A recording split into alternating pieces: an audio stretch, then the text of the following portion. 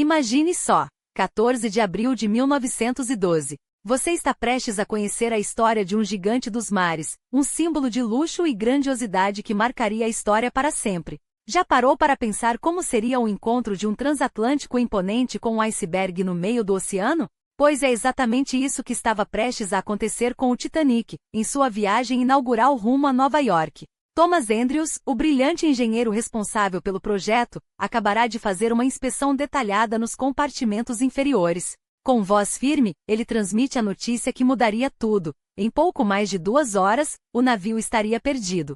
A ordem é clara: avisar o capitão imediatamente. E quem era esse homem à frente do comando? Ninguém menos que Edward John Smith, uma figura que entraria para a história como capitão do Titanic. Sua trajetória começa em 27 de janeiro de 1850, nas modestas ruas de Hanley, uma cidadezinha encantadora em Staffordshire, hoje parte de Stoke-on-Trent. A casa onde cresceu, na Well Street, número 51, já não existe mais, mas seu legado permanece vivo. Uma placa azul outrora fixada no local, homenageava aquele que se tornaria um dos nomes mais conhecidos da navegação. A família Smith não era abastada, mas tinha orgulho de suas raízes. O pai de Edward, também chamado Edward, trabalhava como oleiro, profissão comum na região, berço de renomadas cerâmicas como a Wedgwood. Após herdar uma loja da mãe, o pai decidiu empreender, dando um passo importante para a estabilidade da família. A mãe, Catherine Marsh Hancock, traz consigo uma história própria. Viúva de um primeiro casamento, ela teve 2 filhos antes de se unir a Edward Smith Sr. em 1841. Um deles, Joseph, já navegava como marinheiro mercante quando o pequeno Edward veio ao mundo. O mar sempre fez parte da vida da família. E não poderia ser diferente. O século XIX foi uma era de transformações radicais na navegação. Enquanto o mundo assistia à expansão das potências coloniais e ao nascimento de navios de guerra imensos, capazes de abrigar centenas de homens como verdadeiras cidades flutuantes, a Revolução Industrial trazia uma revolução ainda maior: o vapor. Madeiras e velas que por séculos dominaram os oceanos, davam lugar ao ferro e às máquinas movidas a carvão. Navios como o SS Great Western, projetado pelo gênio Isambard Kingdom Brunel, provavam que era possível cruzar o Atlântico em tempo recorde, com muito mais segurança e eficiência. Quando Edward Smith nasceu, em 1850, o mundo já não era o mesmo. As caravelas que outrora desbravaram rotas desconhecidas nos séculos XV e XVI pareciam brinquedos frágeis diante dos colossos de aço que surgiam. A era do vapor não apenas encurtou distâncias como também democratizou as viagens, tornando os oceanos acessíveis a um número cada vez maior de pessoas. E foi nesse contexto de inovação e ousadia que o jovem Edward encontraria seu destino: os mares abertos, onde escreveria seu nome na história, primeiro como um promissor oficial, depois como comandantes de navios que definiam uma nova era. O resto, como se sabe, é uma história que ecoa até hoje. Mas antes de chegarmos àquela fatídica noite de abril, vale lembrar: cada detalhe da vida de Smith, desde as ruas de Hanley até os conveses dos maiores navios de sua época, ajuda a entender como um homem comum se tornou parte de um dos capítulos mais fascinantes e trágicos da humanidade. A Revolução Industrial não era apenas uma força mecânica, era o sopro de um novo tempo, e Edward Smith, sem saber, estava prestes a ser levado por essa onda. Imaginem, um jovem de Hanley, cidade cercada pela beleza serena das Midlands, onde o mar era apenas um rumor distante nos relatos dos viajantes. O que ele sabia do oceano? Pouco mais que o brilho dos canais que cortavam a região, ou as histórias que seu meio-irmão, já marinheiro, trazia nas cartas cheias de sal e aventura. Mas os anos 1850 e 1860 não eram tempos para sonhos pequenos. Enquanto a Inglaterra se transformava em ferro e vapor, Smith crescia entre o barulho das olarias e o rigor metodista, uma fé que ensinava disciplina, mas também ousadia. Na British School de Etruria, entre os filhos dos operários da Wedgwood, ele aprendeu mais que letras, aprendeu que o mundo além daqueles fornos e chaminés era vasto, e que um homem podia navegar por ele. Ted era um rapaz afável, diria depois um antigo colega, sempre pronto a estender a mão. Qualidades que anos mais tarde fariam dele não apenas um comandante, mas um líder em meio ao caos.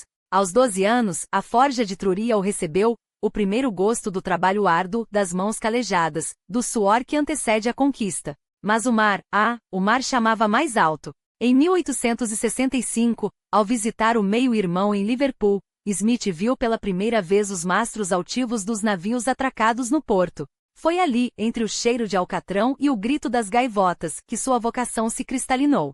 Quero ser como eles, teria dito.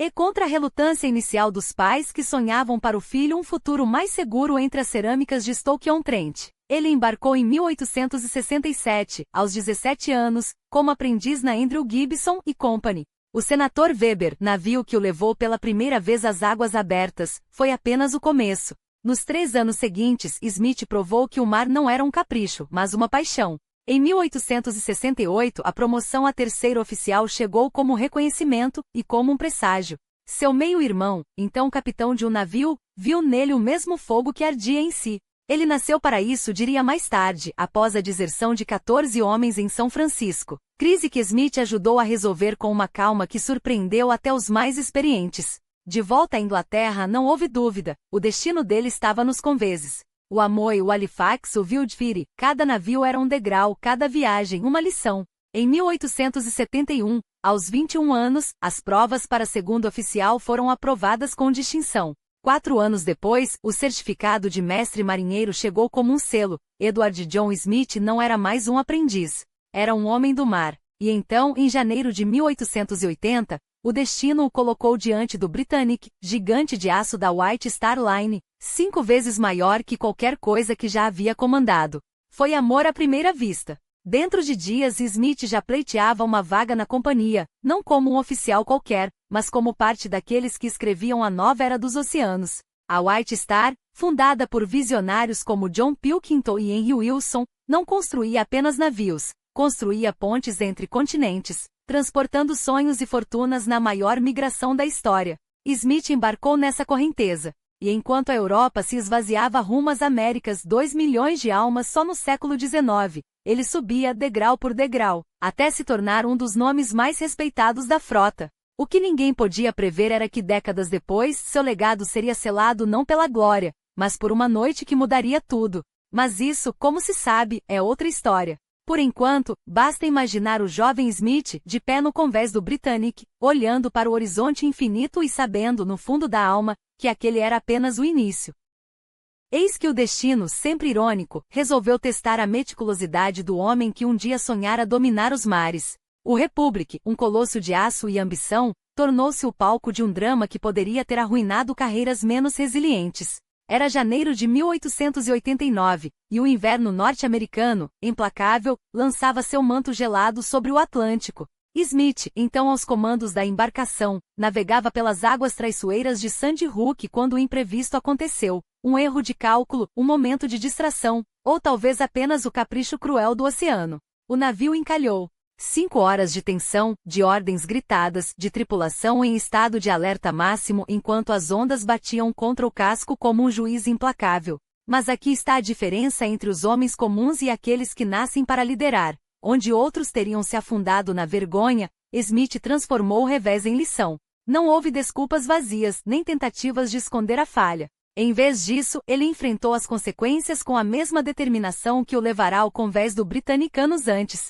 Chegando a Nova York, não fugiu das perguntas, nem se escondeu atrás do protocolo. Assumiu a responsabilidade, analisou cada detalhe do incidente e, mais importante, provou que até os melhores tropeçam, mas só os grandes se levantam mais fortes. E se alguém duvidava de sua capacidade, o tempo se encarregaria de calar os céticos. Nos anos que se seguiram, Smith não apenas recuperou sua reputação como a consolidou de maneira inabalável. O Baltic e o Celtic, o Kotik, cada navio que assumiu tornou-se uma extensão de sua vontade. Não era mais o jovem oficial ansioso por provar seu valor, mas um comandante cuja presença no convés inspirava confiança instantânea. Os passageiros que antes podiam ter hesitado ao ouvir seu nome, agora o buscavam, sabendo que estavam nas mãos de um homem que entendia o mar não como um adversário, mas como um parceiro exigente. E então, em 1888, veio a coroação. O certificado de mestre, o documento que oficializava o que todos já sabiam. Edward John Smith não era apenas um capitão, era o capitão.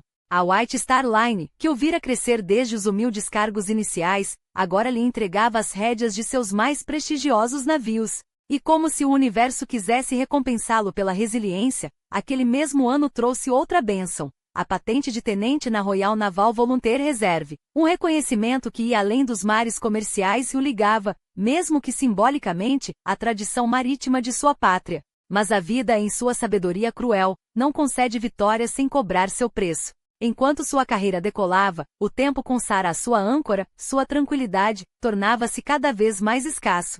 Os anos no mar somavam-se como páginas de um diário que ele mal tinha tempo para ler. E quando finalmente retornava a Liverpool, aquela casa em Cambridge Road que cheirava a lar, era para encontrar uma mulher que envelhecia sozinha, sonhando com um filho que demorava a chegar. Ellen Melville, sua única filha, nascida em 1898 após uma década de espera, foi como um farol na névoa, uma prova de que, mesmo para um homem que vivia entre ondas e ventos, ainda havia terra firme onde amar e ser amado. E assim, entre viagens transatlânticas que encurtavam distâncias e noites em alto mar onde só as estrelas testemunhavam suas decisões, Smith construía um legado. Não o de um herói intocável, mas o de um homem que soube transformar cada desafio em degrau, cada erro em aprendizado, cada tempestade em uma história para contar. Porque o mar, afinal, não perdoa os fracos, mas recompensa os audazes. E Edward John Smith, com seu olhar firme no horizonte, estava apenas começando a escrever seu nome na história. Mas a história de um homem forjado nas águas não se escreve apenas com glórias, ela se tece também com as cicatrizes que o mar deixa para trás. E foi em meio a uma dessas provações que a verdadeira grandeza de Smith se revelou. Quando o destino, em sua crueldade impassível, lhe apresentou um incêndio a bordo do Majestic, sim, aquele mesmo colosso dos mares que cortava as ondas com a elegância de um soberano, não houve pânico, não houve desespero.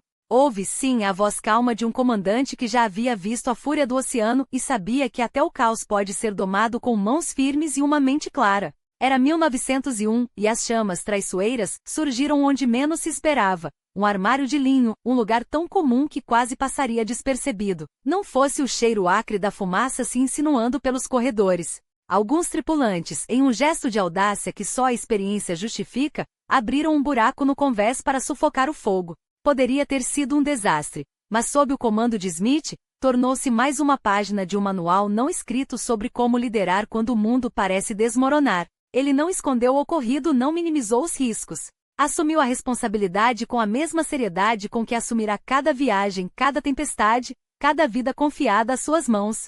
Porque um verdadeiro capitão não se mede apenas pelos troféus que coleciona, mas pela forma como enfrenta os momentos em que o mar, ou o destino, decide testá-lo. E o destino tinha planos ainda maiores para Edward John Smith. Quando o Majestic, com sua silhueta imponente e seu histórico de velocidade, foi finalmente superado por irmãs mais novas no jogo dos recordes transatlânticos, não foi uma derrota, mas um convite. Um convite para reinventar-se. E Smith, que já havia provado ser mestre em transformar desafios em oportunidades, aceitou o chamado sem hesitar. Em 1904, assumiu o comando do Baltic, o mais novo gigante da White Star Line, não apenas um navio, mas um símbolo. O maior, o mais luxuoso, o mais ambicioso de sua frota até então. E sob suas ordens, aquele colosso de aço não foi apenas um meio de transporte, tornou-se uma ponte entre continentes, um farol para milhares de sonhos que cruzavam o Atlântico em busca de uma vida melhor. Imagine só, as máquinas gemendo sob o esforço, os passageiros de terceira classe apertados nos conveses inferiores, carregando consigo não mais do que uma mala surrada e a esperança de um futuro menos árduo. Enquanto isso, nos salões de primeira classe, a elite europeia brindava com cristais que refletiam a luz das lustrosas luminárias, alheia ao fato de que abaixo de seus pés, a história estava sendo escrita com suor, coragem e a determinação de um homem que entendia que grandeza não é privilégio de poucos, é uma responsabilidade que se carrega com honra. E então veio a mudança. Southampton, com seu porto vibrante e suas águas mais calmas, tornou-se o novo lar da White Star. Uma decisão estratégica, é verdade, mas também um reconhecimento. O mundo estava mudando, e os caminhos do progresso exigiam adaptabilidade. Smith, mais uma vez, estava à frente. Não apenas como capitão, mas como um visionário que compreendia que liderar não era apenas comandar um navio, mas guiar uma era. Foi ali, entre as docas movimentadas e o vai-vem de passageiros de todas as classes, que ele escolheu ancorar também sua vida pessoal. Uma casa em Westwall Park, um refúgio elegante onde a família poderia desfrutar dos frutos de uma carreira construída com tão poucas concessões à mediocridade. Mas se você pensa que esse era o final da jornada, engana-se. Porque para homens como Edward John Smith, cada conquista não era um ponto final mas um prelúdio. O mar ainda tinha muito a lhe ensinar, e ele muito a oferecer em troca. A próxima chamada viria em breve, e quando chegasse, seria impossível ignorá-la. Afinal, não são todos os dias que o destino bate à porta com um convite para comandar não apenas um navio, mas um símbolo de uma era. E Smith, com seu olhar sempre fixo no horizonte, já sentia o peso e a glória do que estava por vir. O destino, porém, não se contenta em presentear sem antes testar a grandeza daqueles que escolhe. E se Edward John Smith já havia provado sua maestria nos mares, agora seria posto à prova de uma maneira que nem mesmo sua vasta experiência poderia prever. O Olympic, sua mais recente joia, não era apenas um navio, era um colosso de aço e ambição, um gigante que desafiava as próprias leis da engenharia. E como todo titã, carregava consigo não apenas glória, mas também o peso de expectativas que poderiam esmagar os menos preparados. Foi em junho de 1911 que o mundo testemunhou sua estreia. Southampton, com seu porto buliçoso e cheio de sonhos, recebeu o Olympic como um rei recebe seu trono. Smith, com a postura ereta de quem já havia dominado tempestades, assumiu o comando não como um capitão, mas como um maestro regendo uma sinfonia de metal e vapor. Cada ordem sua era um acorde perfeito, cada manobra, uma nota que ressoava com a precisão de um relógio suíço. E quando a proa do navio cortou as águas do Atlântico pela primeira vez, não foi apenas uma viagem que começou, foi uma era que se desenhava. A imprensa não poupou elogios. Uma maravilha da engenharia moderna, clamavam os jornais. O futuro da navegação, ecoavam os passageiros, maravilha dos consalões que rivalizavam com palácios e uma opulência que fazia até os mais céticos suspirarem. Smith, com seu charme inato e a presença imponente, aquele homem grandalhão que não dispensava um charuto entre os dedos e a companhia fiel de sua adorável Wolfond, tornou-se não apenas o rosto da White Star Line, mas o símbolo de uma nova fronteira. Os passageiros o admiravam. Os tripulantes o respeitavam. E os concorrentes? Bem, eles só podiam observar com uma mistura de inveja e admiração, enquanto o Olympic traçava seu caminho triunfal entre Southampton e Nova York. Mas o mar, como sempre, guarda suas lições na manga. E em setembro daquele mesmo ano, enquanto o Olympic cortava as águas do Solent em sua quinta travessia, o destino decidiu lembrar a todos que nem mesmo os titãs estão livres de tropeços. O HMS Hawke, um modesto cruzador da Marinha Real, cruzou seu caminho em um ângulo que não deixava espaço para manobras elegantes. Smith, com a calma que o definia, ordenou uma guinada a bom bordo. Mas o Hawke, como se movido por uma força teimosa, não cedeu. O impacto foi inevitável. Um rasgo no casco. Um susto que percorreu o navio como um relâmpago. Mas ali, naquele momento de tensão, revelou-se a verdadeira grandeza de Smith. Não houve pânico. Não houve gritos. Apenas a voz firme do capitão, ordenando reparos imediatos, enquanto o Olympic, ferido mas não vencido, seguia seu curso até Belfast para os consertos necessários. Alguns chamariam de acidente. Outros de presságio. Mas para Smith foi apenas mais um capítulo em uma carreira forjada não pela sorte, mas pela capacidade de transformar desafios em triunfos. E enquanto os estaleiros de Harland e Wolff trabalhavam febrilmente para devolver ao Olympic sua glória em Belfast, outro gigante começava a tomar forma. Um navio que não seria apenas o irmão do Olympic, mas seu sucessor em tamanho, luxo e ambição. Seu nome? Titanic. E se o Olympic havia sido um ensaio de grandeza, o Titanic seria a obra-prima, a coroa final de uma era dourada. Smith sabia disso. E quando, em maio de 1912, recebeu a notícia de que seria ele, e ninguém mais, a comandar aquele colosso em sua viagem inaugural, não houve surpresa em seus olhos. Apenas a chama de um propósito renovado. Porque alguns homens nascem para navegar, outros para comandar, mas apenas uns poucos são escolhidos para fazer história. E Edward John Smith estava prestes a escrever seu capítulo mais memorável, uma velocidade que desafiava os próprios limites da engenharia humana. 24 nós, quase 45 km por hora, cortando as águas como uma lâmina afiada através da seda. Não era apenas um navio, era um prodígio mecânico, um monstro elegante que respirava fogo e vapor, devorando carvão como um dragão insaciável para alimentar seu coração de aço. E no centro dessa máquina colossal, como maestro diante de sua orquestra, estava Edward John Smith. Ele conhecia cada gemido das caldeiras, cada vibração dos motores triplos que impulsionavam a bestia adiante. Sabia que sob seus pés, uma cidade flutuante se estendia, 9 vezes de luxo e grandiosidade, onde o sonho humano de dominar o oceano se materializava em madeira polida, cristal de Baccarat e tapeçarias que contavam histórias de impérios. Mas Smith também conhecia os segredos que o Titanic guardava nas entranhas, as 16 compartimentos estanques que teoricamente o tornavam inafundável, as soldas apressadas nos estaleiros de Belfast, onde o aço foi forjado sob pressões inumanas, e aquele incômodo rastro negro no casco, cicatriz de um fogo que teimara em não se apagar, como um presságio queimando em silêncio. Ele ignorou os murmúrios. Homens como Smith não se deixavam abalar por superstições ou coincidências. O Olympic já provara que os navios da White Star eram indestrutíveis, mesmo depois do acidente com o Hawke, quando o gigante de 45 mil toneladas rasgara o casco do pobre navio de guerra como papel, foi apenas um arranhão, disseram os engenheiros, enquanto calculavam os custos dos reparos em Southampton. A física está do nosso lado. E Smith acreditou. Porque como duvidar de uma era que erguera pontes sobre abismos, domara a eletricidade e agora desafiava até mesmo o Atlântico Norte, esse cemitério de navios que engolia sonhos há séculos? Quando o Titanic zarpou de Belfast em 2 de abril, rumo aos braços de Southampton, não foi uma partida, foi uma coroação. As multidões se aglomeravam nos cais, chapéus voando ao ar, lenços brancos tremulando como bandeiras de rendição diante da grandeza que se afastava. Smith, impecável em seu uniforme de gala, observava do passadiço, os dedos apertando levemente a murada. Ele não sorria. Não era um homem dado a gestos teatrais. Mas seus olhos, aqueles olhos que já haviam visto tempestades engolirem navios e nevoeiros apagar horizontes, brilhavam com uma certeza quase religiosa. Este era o ápice. O mundo nunca mais veria algo assim. E então veio o dia 10 de abril. O porto de Southampton fervilhando como uma colmeia humana, enquanto os últimos passageiros embarcavam, magnatas americanos com malas cheias de dólares e arrogância, condessas europeias envoltas em peles que custavam fortunas, imigrantes com os olhos cheios de um futuro que só existia do outro lado do oceano. Smith supervisionava tudo com a precisão de um relógio suíço. Cada amarra solta, cada ordem gritada aos marinheiros, cada ajuste nos motores que rugiam como leões acorrentados. Às 12h15, com um apito estridente que ecoou como um grito de guerra, o Titanic começou a se mover.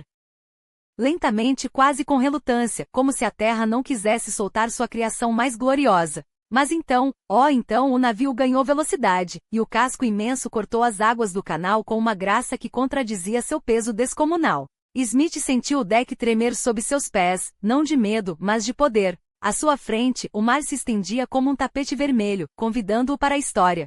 À sua esquerda, a costa inglesa se desvanecia na bruma, carregando consigo os últimos suspiros de um mundo que em poucos dias, nunca mais seria o mesmo. Porque o Titanic não era apenas um navio. Era um manifesto. Uma declaração audaciosa de que o homem finalmente havia vencido a natureza. E Edward John Smith, com suas mãos calejadas pelo sal e pelo tempo, era o profeta dessa nova era. Ele não sabia, ninguém sabia que os deuses do oceano não gostam de blasfêmias, e que eles já estavam preparando sua resposta. Aquele colosso de aço cortava as águas a 37 km por hora, não por minuto, não por segundo, mas por hora, como se o próprio tempo se curvasse à sua vontade. Uma velocidade que desafiava os limites do possível, que fazia tremer os corações dos que o viam passar. E ainda assim, o Titanic não estava nem perto de seu potencial máximo. Com 9 decks de opulência, capacidade para 2.400 almas e uma tripulação de 800 homens, cada um deles um artífice da grandiosidade humana, ele era mais do que um navio.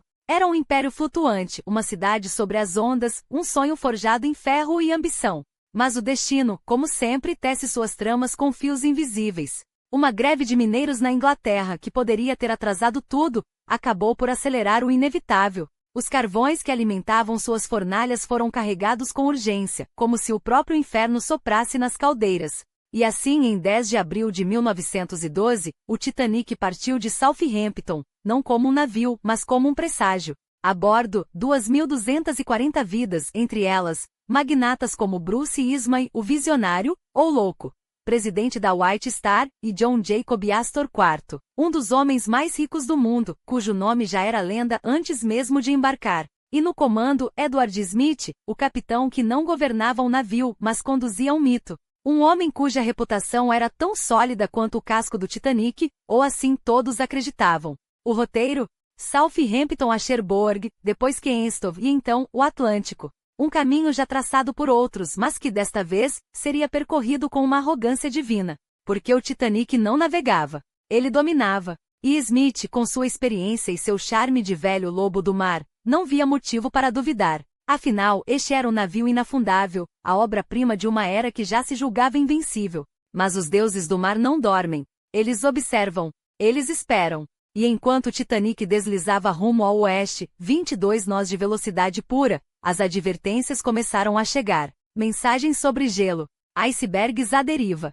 Perigo à frente. Algumas foram entregues a Ismay, que as guardou no bolso como se fossem receitas de chá. Outras afixadas na ponte de comando, como lembretes de uma realidade que ninguém queria enxergar. Smith as viu. Ele as leu. Mas o que é um aviso quando se está escrevendo a história? Na manhã de 14 de abril, o capitão recebeu mais um telegrama. Icebergs à vista. Grande concentração ao sul de Newfoundland. Ele o segurou entre os dedos, ponderou por um instante, e depois o passou adiante, como quem descarta um incômodo menor. Afinal, o Titanic não era qualquer navio. Ele era indestrutível. E o Atlântico, em abril, sempre teve seus caprichos.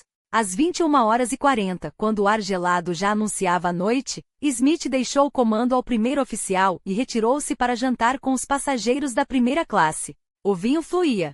As risadas ecoavam. A música tocava. Enquanto isso, lá fora na escuridão sem lua, algo enorme, silencioso e mortal aguardava seu momento. Porque o mar não perdoa a presunção. E a história, quando decide se vingar, nunca avisa. Às 23h40, quando o frio cortava como lâminas e o oceano respirava na escuridão, Frederick Fleet no ninho da gávea sentiu antes de ver um arrepio que não vinha do vento, uma sombra que não era noite. E então lá estava ele, um muro de gelo, erguido pelo mar como um juiz silencioso, a menos de 500 metros da proa. Não era um aviso, era uma sentença. O sino soou 3 vezes bim bim bim, como um relógio marcando o fim de algo. A voz de Fleet rasgou o ar, iceberg à frente. Mas o Titanic não freava, não desviava, não implorava. Apenas arrastou seu flanco contra a parede gelada, como um gigante que tropeça e finge não ter caído. As placas de aço gemeram. Rebitas saltaram como balas. E lá embaixo, onde a luz não chegava, a água começou a rir. Smith ainda mastigava o último gole de seu conhaque quando o impacto o chamou de volta ao convés. Não houve alarde. Não houve correria. Apenas o silêncio espesso de quem sabe que o erro já foi cometido, e que agora só resta contar os minutos. Thomas Andrews, o homem que desenhara aquele sonho de aço, desceu às entranhas do navio como um médico a um paciente moribundo. Quando voltou, seu rosto era um mapa de derrotas, 5 compartimentos abertos como feridas. 4 seria o limite. 5 era o fim. Os motores pararam. Não por escolha, mas por instinto, como um animal que sente a morte e deita para esperá-la. As caldeiras suspiraram seu último vapor. As luzes tremeluziram hesitantes, como se também soubessem que logo se apagariam para sempre. E enquanto a proa começava a afundar devagar, com a dignidade de um imperador deposto, Smith ordenou que acendessem os foguetes de socorro. 1, 2, 3 clarões verdes rasgando a noite, pedindo ajuda a um céu vazio. O Californian estava ali, tão perto que dava para ver suas luzes piscando como olhos sonolentos. Mas seus rádios estavam mudos. Seu capitão indiferente. O destino, quando quer ser cruel, não precisa de cúmplices, basta que os homens fechem os olhos. Então começaram a baixar os botes. 20 no total. Capacidade para 1.178 almas. O Titanic carregava 2.224. A matemática da tragédia é sempre simples. Nunca há lugar para todos. Mulheres e crianças primeiro, gritou Smith, como se essas palavras pudessem salvar sua consciência. Mas não havia megafones. Não havia plano. Apenas o pânico disfarçado de ordem, enquanto os botes desciam meio vazios, alguns com menos de 30 pessoas, outros com espaço para mais 10, 20, 50. Os homens da primeira classe olhavam seus relógios de ouro, calculando quanto tempo tinham antes que a água chegasse aos seus camarotes. Os da terceira já sentiam o frio subindo pelos pés, como um aviso de que o fundo do mar não faz distinção de classe. E o navio, o navio. Ele não gritava, não se debatia. Apenas inclinava a proa para baixo, como um cavaleiro que curva a cabeça antes do golpe final. A música ainda tocava no salão. Os músicos de fraque executavam Nearer, My God, Toté enquanto a água lambia seus sapatos. Não era resignação. Era a última ironia. O Titanic afundaria ao som de um hino, como se Deus precisasse de trilha sonora para assistir ao espetáculo. Às 2h17, a luz do convés se apagou. Um estalo surdo ecoou quando as chaminés ruíram. E então o mar, que havia esperado pacientemente por horas, estendeu seus braços e levou o que era seu. O navio que não podia afundar desapareceu na escuridão, levando consigo os sonhos de uma era, a arrogância dos homens e o silêncio de mais de 1.500 almas que nunca mais voltariam a respirar, porque o oceano não negocia. E a história, quando quer ensinar, não poupa ninguém. E então, enquanto o caos se instalava, uma voz ecoava pelo convés, suave como uma promessa, doce como um veneno. Temos um alto-falante à disposição para coordenar tudo, e estamos aqui por vocês. Que ironia cruel! Por que coordenar o que exatamente? A dança macabra das cadeiras musicais em um navio condenado? A distribuição equânime de lugares nos botes que nem de longe comportariam todos? Ou seria apenas mais uma cortina de fumaça para adiar o inevitável, enquanto o relógio corria contra a vida de cada alma a bordo? Eu entendo como é difícil abandonar algo em que vocês trabalharam tanto. Sim, claro. Como não entender? Afinal, eram sonhos costurados em primeira classe, fortunas investidas em madeira e aço, a ilusão de que o progresso humano havia, enfim, domesticado até mesmo o mar. Mas o mar não se domestica. Ele espera. E quando chega a sua hora, não pergunta permissão. Fiquem tranquilos. Os botes salva-vidas estão aí pela segurança de vocês. Que palavra vazia a segurança quando pronunciada por lábios que já sabiam da escassez. Botes projetados para metade dos passageiros, testados em águas calmas, nunca imaginados para uma noite como aquela. Antes de zarparmos, fizemos até um pequeno teste. Um teste. Como se o destino pudesse ser ensaiado. Como se a tragédia anunciasse sua chegada com um cronômetro e um apito. E então, a mentira mais bem investida de todas. Não se preocupem, há um navio vindo nos salvar. As luzes da Califórnia estão bem ali. Vocês não veem? Uma miragem. Um farol que nunca acendeu. Porque o California estava perto demais para não ver, mas longe demais para agir. Seu rádio silencioso. Seu capitão indiferente. Enquanto no Titanic as chamas dos foguetes rasgavam o céu como gritos mudos, e os olheiros do California os viam, e nada faziam. O capitão Smith está cuidando de tudo. Ele deu a ordem à meia-noite. Confiem nele. Confiar em quem? Em um homem que horas antes havia acelerado o navio através de um campo de gelo, como se o próprio oceano fosse seu tapete vermelho. Em um comandante que agora hesitava entre a ordem e o caos, entre salvar alguns ou condenar todos? É melhor ficarmos juntos no navio, diziam. Os botes são perigosos no mar aberto. Como se o convés não estivesse pouco a pouco se transformando em uma armadilha mortal. E enquanto as mulheres hesitavam, meu marido ficará para trás. E os homens mentiam, outros navios já estão a caminho, a verdade nua e crua se revelava, não havia salvadores. Apenas o Carpathia, a 58 milhas de distância, correndo contra o tempo, mas chegando tarde demais para a maioria. Eles farão tudo o que puderem, garantiam. Mas o que valia uma promessa quando o gelo já havia feito seu trabalho? Então veio o momento em que até as desculpas se esgotaram. Os botes, lançados meio vazios. Não há gente suficiente para enchê-los, justificavam, enquanto centenas ainda esperavam congelando. É melhor assim, para não sobrecarregar. Como se a sobrecarga não fosse, na verdade, a covardia disfarçada de prudência. E enquanto isso no convés, os últimos ricos compravam sua passagem para a sobrevivência com joias e subornos, e os pobres, bem, os pobres já conheciam bem o gosto amargo da sorte. Não se preocupem, o navio está afundando de forma estável. Não vai virar. Que consolo patético. Como se afundar em pé fizesse alguma diferença quando o mar já lambia os pés. Como se a dignidade de uma morte correta apaziguasse o terror de quem via a água subir, degrau por degrau, enquanto o ar se tornava cada vez mais raro. E então, o silêncio. O rádio finalmente desligado. As vozes engolidas pelo vento. Os gritos, afogados nas ondas. Porque no fim, não importavam os botes, nem as promessas, nem as luzes distantes. Importava apenas isto: o oceano não perdoa. E a história, quando quer ensinar, não poupa nem os inocentes nem os culpados. Apenas registra. E segue em frente. Mas a verdade é que nenhum bote salva-vidas, nenhuma promessa de segurança, nenhum grito de socorro poderia mudar o que já estava escrito nas entranhas do mar. Porque o Titanic não afundou por acaso, afundou por uma cadeia de decisões que se entrelaçaram como os nós de uma corda encharcada, apertando-se até estrangular a última esperança. Eis o que eles não lhe contam. O gelo não avisa. Ele não sobe à superfície com um brilho amigável nem se anuncia com trombetas. Ele espera silencioso, enquanto o navio avança a toda velocidade, como se o próprio destino estivesse ansioso para provar um ponto. Os vigias, com seus olhos cansados e binóculos esquecidos, viram tarde demais. O leme, girado com desespero, já não respondia como antes.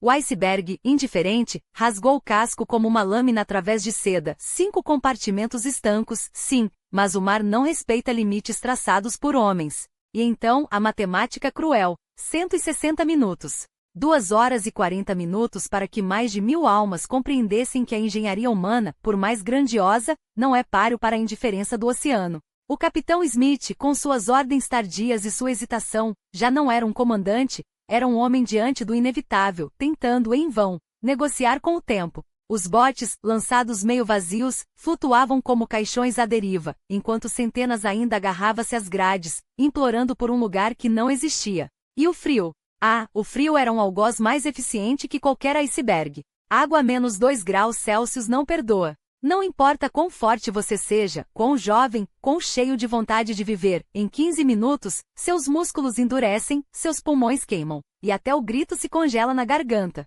Os que saltaram, os que foram arrastados, os que escolheram pular em vez de esperar pelo fim, todos descobriram demasiado tarde que a morte no Titanic não era um evento, era um processo lento, meticuloso, quase íntimo. Enquanto isso, a poucos quilômetros de distância, o Californian observava. Ou não. Seu rádio silencioso. Suas luzes distantes. Suas desculpas eternas. Mais tarde diriam que não sabiam, que não ouviram, que não podiam ajudar. Mas a história não se escreve com talvez.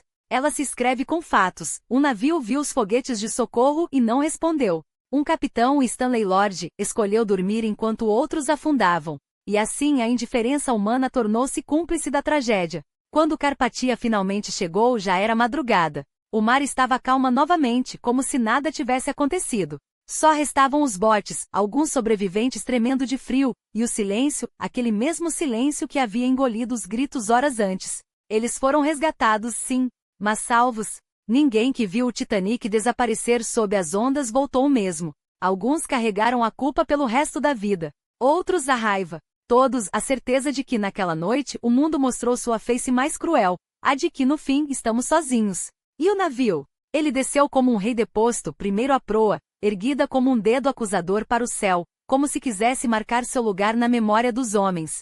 Depois o estremecimento final, o craque dos decks se partindo, e então em nada. Só a escuridão, as bolhas subindo à superfície, e o eco de uma era que se despedia com um suspiro. Porque o Titanic não era apenas um navio. Era um símbolo da arrogância humana, da crença de que podíamos dominar até o indomável. E quando o mar o reclamou de volta, não foi um acidente, foi uma lição. Uma que ainda hoje, mais de um século depois, continua a nos sussurrar, toda vez que olhamos para o horizonte e nos perguntamos, até onde podemos ir, antes que o oceano nos lembre de nosso lugar?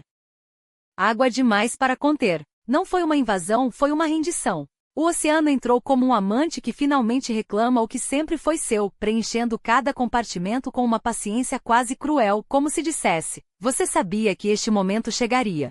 Eu apenas esperei. E o Titanic, orgulhoso demais para resistir, curvou-se. Não com estardalhaço, mas com a quietude de quem aceita um destino escrito nas estrelas muito antes de sua primeira viagem. Olhe conosco para baixo. São 1h30 da madrugada. A proa, onde tudo começou, já não é mais um desafio ao mar, é um convite. Inclina-se suave a princípios, como um gigante que se ajoelha antes de dormir. Os compartimentos, outrora bastiões da engenharia humana, agora são câmaras de eco, onde o mar sibilava seu nome em línguas antigas. E as pessoas? Ah, elas já sabiam. Alguns ainda corriam, mas a maioria já havia entendido. Aquele chão inclinado não era um defeito de construção. Era o relógio do mundo marcando o fim de uma ilusão. O navio está um pouco inclinado, alguém poderia ter dito, com um sorriso nervoso, como se a física pudesse ser negociada. Mas a verdade é que às 2 horas a inclinação já não era um detalhe, era uma sentença. Os últimos botes salva-vidas, aqueles que deveriam ter sido lançados horas antes, agora partiam como mensageiros de uma notícia que ninguém queria ouvir. Não se preocupem, logo estaremos a salvo, mentiam os olhos que olhavam para trás, enquanto as mãos tremiam ao soltar as cordas. O convés, outrora palco de valses e champanhe, agora beijava a água como um amante traído. Frio? inexorável. E então, as luzes se apagaram. Não foi um blackout. Foi o universo fechando os olhos, cansado de testemunhar tanta teimosia. A eletricidade, aquele luxo que iluminava salões e alimentava sonhos, agora era apenas mais uma vítima, engolida pelo mesmo mar que prometera levar o Titanic a Nova York. No escuro, o pânico ganhou formas. Gritos que se perdiam no vento, mãos que se esticavam para o nada, corpos que se agarravam a madeiras como se fossem tábuas de salvação moral. E o navio? O navio respirava. Sua popa, livre do peso da arrogância, ergueu-se como um monumento à ironia. O mesmo casco que cortara as ondas com desdém agora se oferecia ao céu, nu vulnerável, quase suplicante. Por breves minutos, ele ficou de pé. Uma silhueta negra contra a noite, 3 hélices gigantes expostas ao ar como cicatrizes de um gigante ferido. Se você estivesse em um dos botes, olhando para trás, veria algo que nenhum engenheiro previra. O Titanic não afundava. Ele se transformava. De navio a túmulo, de símbolo a advertência. E então, estalo. O som não foi de metal rasgando. Foi o som de um século se partindo ao meio. A proa, já submersa em sua tumba líquida, arrastou consigo os sonhos de uma era. A popa, livre por um instante, dançou na superfície como um pássaro ferido antes de também se render. E o mar, paciente, fechou seus braços sobre os 2 pedaços, como um pai que finalmente silencia o filho rebelde. 2:20 da madrugada. O relógio parou, mas o tempo não. Agora era só água. Água e o eco de 1.500 almas que descobriram, tarde demais, que nenhum bilhete de primeira classe compra imortalidade. Alguns se afogaram nos compartimentos, outros congelaram na superfície, seus corpos flutuando como estátuas de gelo sob a lua indiferente. Houve os que saltaram, corpos que se debatiam contra o frio, mãos que se fechavam em orações ou em punhos, dependendo do que restava de sua fé. E o capitão? Ah, o capitão! Smith não estava no convés dando ordens. Não estava no rádio, implorando por socorro. Ele estava dentro da história, agora um fantasma entre os fantasmas. Alguns juram que o viram, de pistola na mão, escolher seu próprio fim antes que o mar o fizesse. Outros que ele mergulhou nas águas como um penitente, como se o afogamento pudesse lavar a culpa de ter acreditado demais nos homens e de menos no oceano. Há quem diga que seu corpo jamais foi encontrado porque o mar o guardou para si, um troféu, um lembrete de que nem mesmo os capitães escapam das leis que escrevem com suas próprias mãos. E então veio o silêncio. O tipo de silêncio que só existe depois de um grito muito longo. O Titanic não estava mais lá. Em seu lugar, apenas bolhas, madeira flutuante e o cheiro metálico do medo. Os sobreviventes nos botes olhavam para o vazio onde o navio estivera e sabiam, não eram resgatados. Eram sobrados. Restos de um banquete que o mar havia devorado com gula. Mais tarde, os jornais tentariam dar sentido ao sem sentido. O capitão se suicidou, gritariam as manchetes como se uma bala pudesse explicar o peso de uma decisão que afundou com o navio. Outros diriam que ele nadou até um bote, que lutou até o fim, mentiras bonitas para enfeitar uma verdade feia. No fim, não importava como Smith morreu. Importava que ele, como todos nós, aprendeu tarde demais que o oceano não perdoa. E hoje? Hoje, o Titanic ainda está lá. Não como um navio, mas como uma lição. A 3.800 metros de profundidade, suas hélices cobertas de ferrugem apontam para o nada, e seus compartimentos, agora lar de criaturas que nunca ouviram falar em orgulho humano, sussurram a mesma pergunta: até quando vamos repetir os mesmos erros? Só porque achamos que desta vez será diferente? O mar não esquece. E se você prestar atenção, ainda pode ouvir seu eco, não nos jornais, não nos filmes, mas no vento que sopra sobre as ondas, carregando o último suspiro de um gigante que pensou ser maior que o mundo. Eles sobreviveram. Não por milagre, mas por uma teimosia cruel do corpo humano, que se recusa a ceder mesmo quando a lógica já decretou fim. A água a -2 graus Celsius não perdoa. Ela não negocia, não faz concessões. Em 30 minutos o sangue espessa, os músculos se rebelam, o coração, traído pelo próprio ritmo, desiste de lutar contra o gelo que o cerca. Alguns resistiram mais, arrastados por uma esperança que não tinha nome, apenas a forma vaga de uma luz no horizonte.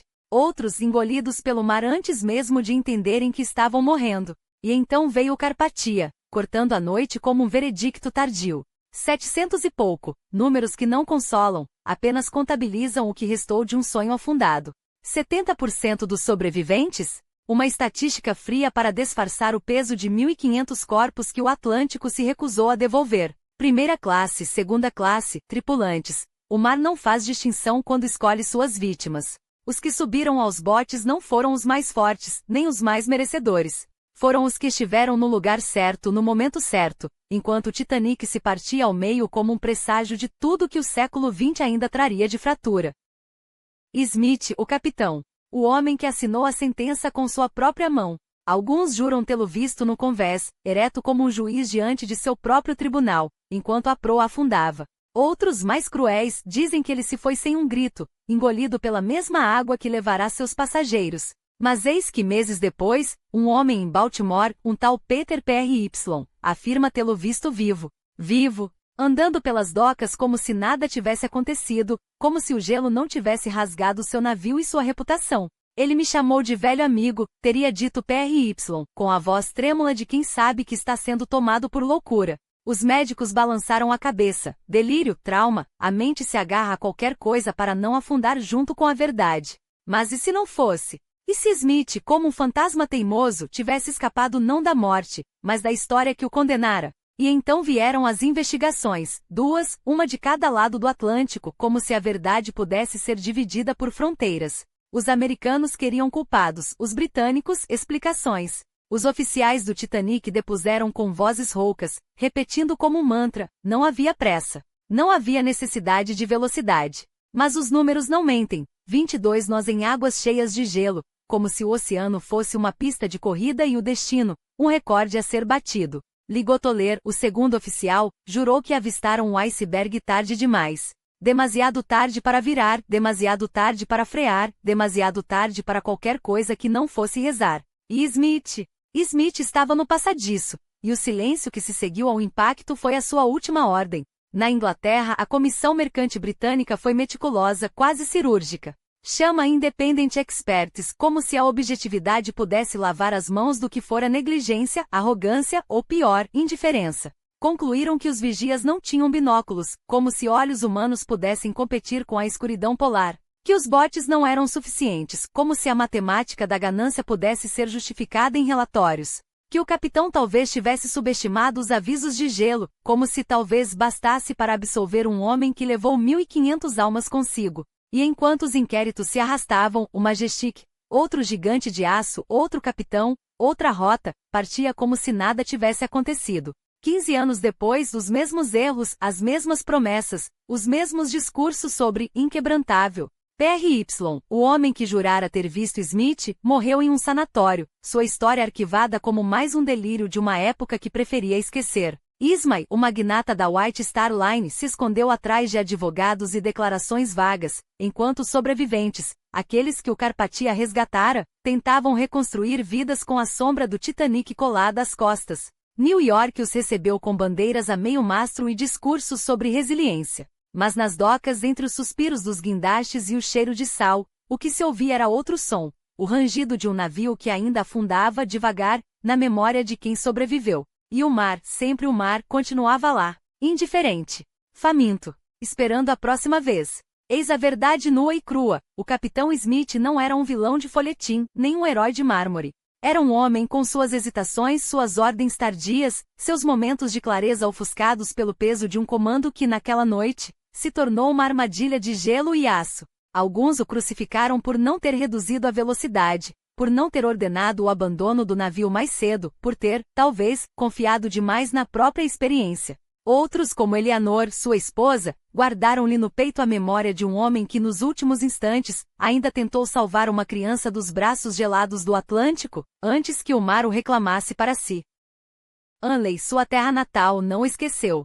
Uma placa de bronze, fria como a água que o levou, marca o lugar onde ele nasceu. Não é um monumento à glória, mas à humanidade, aqueles que mesmo errando, carregam consigo a dignidade de quem enfrentou o abismo sem virar as costas. E na escola onde estudou, entre paredes que ecoam risos de crianças, há outra homenagem, discreta como deve ser a lembrança de quem não quis ser mártir, apenas um homem no comando de um sonho que se partiu ao meio. Eleanor, porém, não viveu para ver o tempo suavizar as arestas da história.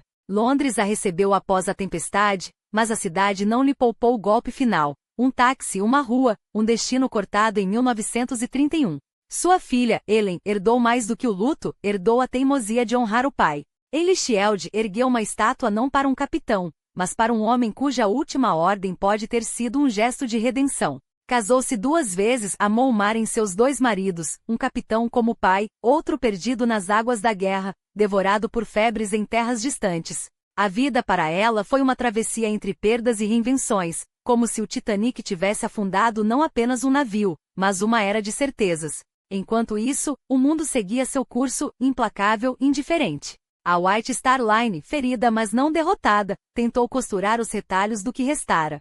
Os transatlânticos, outrora símbolos de um futuro radiante, tornaram-se alvos flutuantes quando a Europa se incendiou em 1914. A guerra não poupou nem os sonhos, as rotas migratórias, outrora artérias de esperança, secaram sob o peso dos bloqueios e das minas. O Lusitânia, outro gigante dos mares, afundou em 1915, levando consigo a ilusão de que a civilização estava a salvo de sua própria fúria. Os não combatentes, mulheres, crianças, homens com passagens de terceira classe, descobriram que no tabuleiro da guerra, eram peões tão descartáveis quanto os soldados nas trincheiras.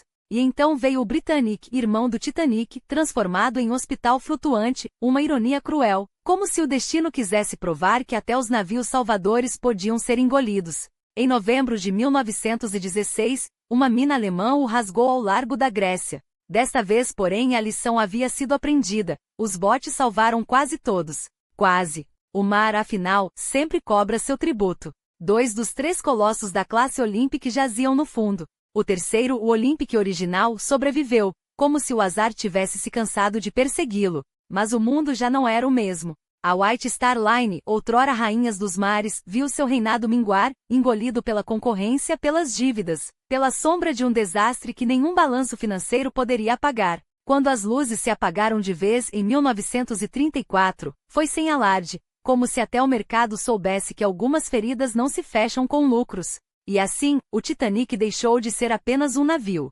Tornou-se um espelho, refletiu a arrogância de quem achava que poderia domar o oceano, a fragilidade dos sistemas que falham quando mais se precisa deles, a resiliência daqueles que, mesmo com tudo perdido, ainda estendem a mão para salvar um estranho. As lições? Estão lá flutuando entre os escombros, que a tecnologia sem humanidade é um naufrágio anunciado, que a memória dos que se foram exige mais do que placas e estátuas, exige que não repitamos os mesmos erros disfarçados de progresso. O mar continua indiferente, faminto, e nós, como sempre, insistimos em desafiá-lo. Retirar-se antes que o mar lhe lembrasse mais uma vez quem realmente governava aquelas águas. Mas não. O homem que nasceu longe das ondas em Hanley, entre o barro e o carvão de Stoke-on-Trent, escolheu abraçar o destino como quem abraça um velho conhecido, com uma confiança que beirava a teimosia. Afinal, não era ele o milionário dos mares, o comandante que transformará viagens em lendas, que fizera do Olympic um símbolo de invencibilidade? 30 anos de serviço imaculado, uma carreira forjada entre tempestades e calmarias, e ali estava ele, aos 62 anos, no comando do maior sonho flutuante que o século XX já vira. O Titanic não era apenas um navio. Era uma declaração, a humanidade finalmente dominar até mesmo o oceano. Ou assim acreditavam os 2.200 almas a bordo naquela noite de abril de 1912, enquanto o gigante de aço cortava as águas a 22 nós, desafiando os avisos de gelo que chegavam pelo telégrafo. Smith, com seu bigode bem aparado e o ar de quem já vira tudo, pode até ter hesitado por um instante, quem não hesitaria, mas a pressão era outra. A White Star Line não construíra um palácio flutuante para que ele navegasse como um velho cargueiro. Havia acionistas a impressionar, recordes a bater, uma era a ser inaugurada. E então, o capitão que conhecia cada corrente, cada segredo do Atlântico, escolheu acreditar no inquebrantável. Afinal, Deus mesmo não poderia afundar aquele navio. Mas o mar não se importa com lendas. Quando o gelo rasgou o casco como uma lâmina silenciosa, não houve alarme que soasse alto o suficiente para despertar a arrogância adormecida nos salões de primeira classe. Smith, o homem que passará a vida lendo as águas, viu-se de repente lendo o pânico nos olhos de seus oficiais, a incredulidade nos rostos dos passageiros, a matemática cruel dos botes salva-vidas, metade do necessário, como se a própria White Star tivesse apostado que o destino seria benevolente. E ali, entre ordens contraditórias e o peso de uma responsabilidade que nenhum treinamento poderia preparar, o capitão perfeito tornou-se em questão de horas, o homem que não pôde salvar nem a si mesmo. A história, claro, preferiu os vilões fáceis. A propaganda nazista o pintou como um bêbado incompetente, Hollywood o reduziu a um velho distraído, preso aos protocolos enquanto o navio afundava. Mas a verdade, aquela que os sobreviventes sussurraram entre lágrimas, é que Edward Smith não foi um herói nem um monstro. Foi um homem. Um homem que naqueles últimos minutos, enquanto a proa mergulhava e as luzes se apagavam, deve ter lembrado do menino de Anley que sonhara com o mar, do jovem oficial que tremera na primeira tempestade, do comandante que por décadas trouxera milhares em segurança para casa, e que no fim escolheu afundar com seu navio não por honra, mas porque já não havia mais terra firme para onde correr. Hoje seu nome ainda ecoa nos corredores da história, distorcido pelo tempo e pela conveniência. Uns o chamam de negligente, outros de mártir. Mas o Titanic não afundou por um único erro de um único homem. Afundou pelo mesmo motivo que nos faz construir arranha-céus cada vez mais altos, sonhar com cidades no espaço, acreditar que desta vez a tecnologia nos salvará, a crença perigosa de que somos maiores que as forças que nos criaram. Smith foi apenas o último a perceber que no jogo entre o homem e o mar, as regras sempre favorecem o oceano. E o oceano, como sempre, engoliu tudo. Até a lenda. Não foi a falta de aviso que condenou o Titanic, mas a arrogância de ignorá-los. Os gelos de Newfoundland não eram segredos, eram sinais, gritos silenciosos de um oceano que nunca pede permissão para destruir. Smith podia ter mudado o curso quando soube. Podia ter freado a pressa, a vaidade, a fé cega em um navio inafundável. Mas a história não se escreve com podias. Escreve-se com escolhas. E as dele, como as de tantos outros, foram tecidas com o fio da negligência disfarçada de confiança.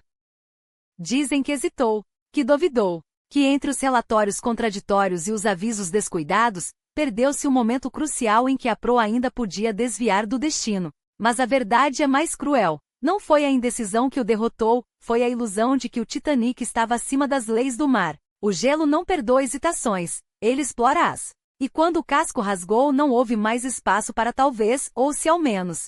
Só restou o som do aço se partindo e o grito mudo de 2.200 almas que confiaram demais nos homens e muito pouco no instinto de sobrevivência. E então, o caos. Os botes, poucos. As ordens tardias. A água, um túmulo gelado que não distinguia capitão de passageiro, rico de pobre, culpado de inocente. Smith podia ter sido um herói, mas heróis não se afogam em desculpas. Ele ficou. Não por coragem, mas por culpa, como se seu corpo pudesse tapar o buraco que sua ambição ajudou a abrir. Dizem que nos últimos minutos ainda tentou salvar crianças, que carregou uma delas nos braços até a água engoli-lo também. Um gesto tardio. Um consolo vazio. Porque a verdadeira bravura não se mede nos segundos finais, mas nas horas que os precedem, nas escolhas que evitam que cheguemos a eles. E o que dizer dos que ficaram? Dos que, como ele, tinham famílias esperando em terra firme, sonhos adormecidos em malas nunca desfeitas, cartas nunca enviadas. Um homem com mulher e filha em casa não morre apenas uma vez. Morre todas as vezes que sua cadeira fica vazia à mesa, que seu nome é sussurrado como uma pergunta sem resposta. Smith sabia disso.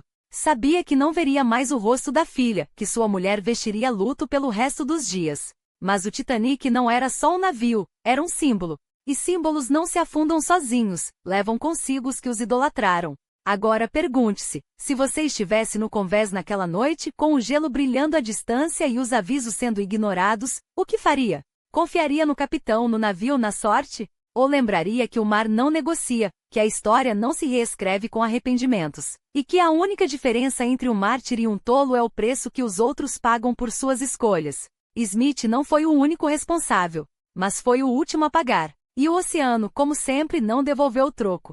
Imagine só, enquanto o pequeno Edward, de mãos minúsculas e olhos ainda cheios da inocência que só a infância permite, era depositado sobre o altar frio de Eli como uma oferta viva aos céus, lá fora o mundo ardia. Não era uma fogueira de purificação, mas o fogo voraz de espadas que cortavam a terra que um dia seria sua. Os vikings não vinham como mercadores ou peregrinos, vinham como juízo que os clérigos tanto temiam. E a Ethelred, seu pai, um homem que rezava mais do que governava, via nos olhos famintos dos invasores não apenas inimigos, mas o cumprimento de um presságio, o demônio, solto de suas correntes, rindo enquanto a Inglaterra sangrava. Era 1006, o ano em que o céu pareceu fechar-se. A fome de 1005 havia deixado cicatrizes tão fundas que os sobreviventes contavam os dias como se fossem as últimas contas de um rosário. Nunca se viu miséria igual, murmuravam os monges, enquanto os campos, outrora dourados, agora exibiam apenas ossos branqueados pelo sol. E foi nesse solo estéril que Sven Barba Bifurcada, o lobo dinamarquês, sentiu o cheiro da fraqueza.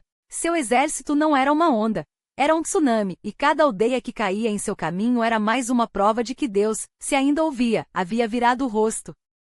Aethelred então fez o que os homens desesperados sempre fazem. Tentou comprar tempo. Prata por paz. Ouro por respiro. Mas os vikings não vendiam misericórdia, apenas adiavam o golpe. E enquanto os cofres do reino esvaziavam, os corpos se amontoavam. Em 1007, os invasores saquearam Wessex como se fosse um banquete preparado para eles. Vilarejos queimados, mosteiros profanados, crianças arrastadas como despojos. E o rei, um homem dividido entre a espada e o altar, que escolheu mais uma vez ajoelhar-se. Mas havia algo pior do que a derrota, a traição. Em 1008, Aethelred ordenou a construção da maior frota que a Inglaterra já vira. Navios como torres flutuantes, tripulações treinadas para esmagar os dragões do norte. Só que quando a hora chegou, um de seus próprios comandantes, Eadric Striona, a serpente de Mércia, virou casaca. A frota foi sabotada. Os vikings, que deveriam ter sido afogados em seu próprio sangue, riram enquanto as velas inglesas ardiam na costa. Eadric, recompensado com terras e títulos. Porque afinal, em um reino podre, até os traidores têm seu preço. E então veio 1009. Torquel, o jaro dinamarquês, desceu sobre Canterbury como um anjo da morte. Não poupou nem homens, nem mulheres, nem os muros sagrados da catedral. O arcebispo Aelfea, um homem que pregava o perdão, foi capturado. Os vikings exigiram resgate. Ele recusou. Não darei ouro pela minha vida, se isso significar a ruína do meu povo, disse. Então eles o mataram. Não com uma espada, isso seria misericórdia.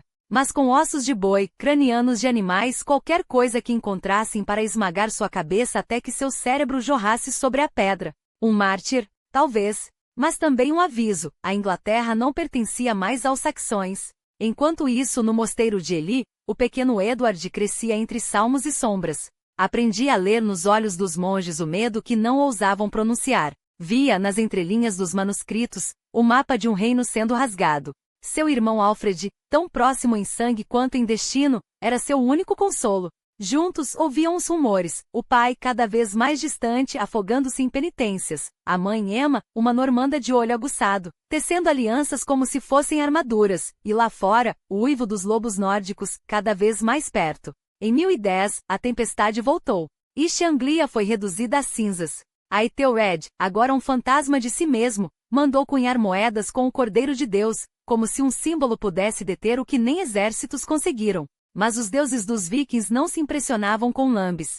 Eles queriam sangue. E em 1013, Sven Barba Bifurcada finalmente tomou a coroa sem precisar lutar. Aethelred fugiu.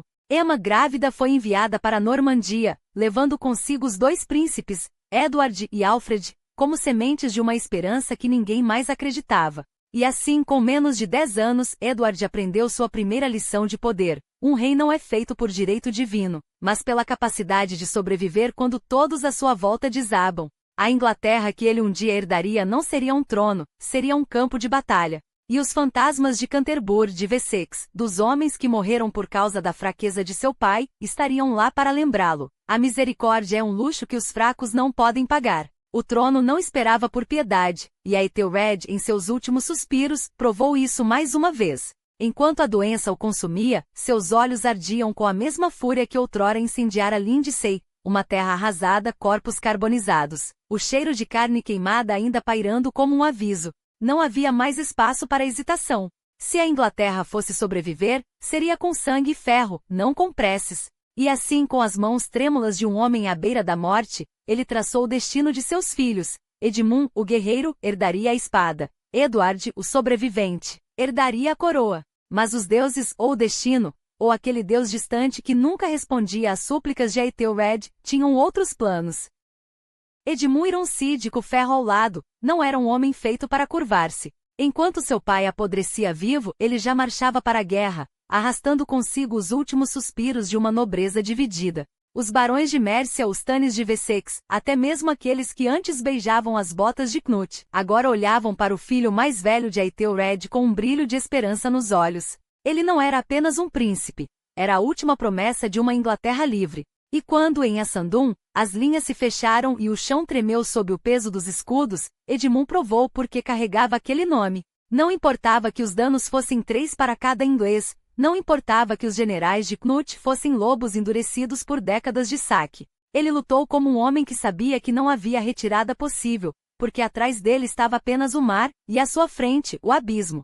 Mas até o ferro se parte. Quando a poeira baixou, o campo estava coberto de cadáveres que outrora juraram lealdade à Inglaterra. A Elfric de Hampshire, o velho lobo que servirá a 4 reis, jazia entre eles, sua armadura rasgada como papel. Os cronistas diriam depois que foi um banquete de morte, e não era metáfora.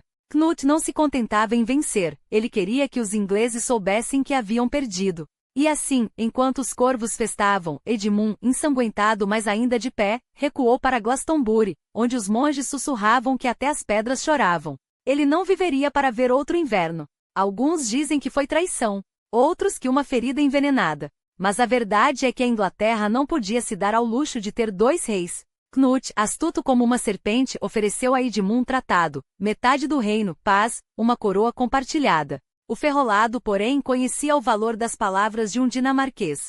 Ele recusou. E assim, em 30 de novembro de 1016, com apenas 26 anos, Edmund Ironside morreu como viverá, de espada na mão, olhando para o horizonte como se ainda pudesse ver uma vitória onde só havia cinzas. E Edward estava em Londres quando a notícia chegou. Não como um príncipe, não como um herdeiro, mas como um refém. A cidade, a última a resistir, agora se curvava sob o peso do cerco de Knut. Os portões estavam fechados, os poços envenenados, e os homens de Edward, aqueles que ainda o chamavam de meu lord, olhavam para ele com olhos cheios de uma pergunta que ninguém ousava fazer. O que fazemos agora? Ele tinha 12 anos.